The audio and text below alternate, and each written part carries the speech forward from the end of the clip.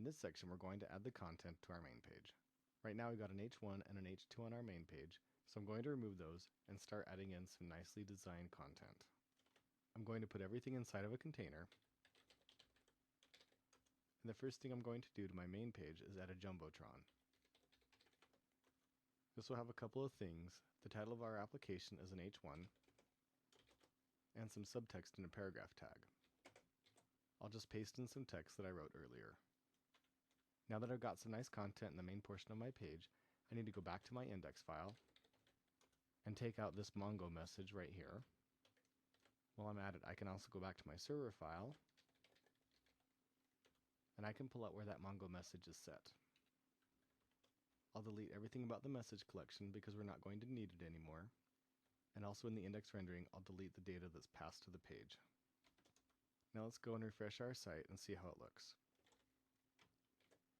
Alright, that's looking the way I want it. Now let's go back to our code, and let's put a little bit more content on our main page. On my main page, I want to show a list of the new courses and a list of featured courses. So I'll make space for those by creating a row, and within that I'll create two columns of equal width, and in each one I'll have a div that uses the ng-include directive to bring in a partial file. The first one will be my featured courses. Now remember, since it's a server-side route that's going to answer to this partials URL, and we're using a Jade file, we won't add the extension of HTML or the extension of Jade since our server-side route doesn't expect any extension. Then I'll add that second column, and I'll do the same thing in this one, except this one will be for new courses.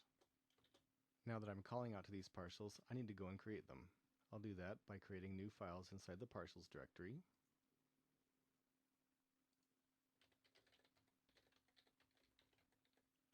And inside of these, I'll use a panel.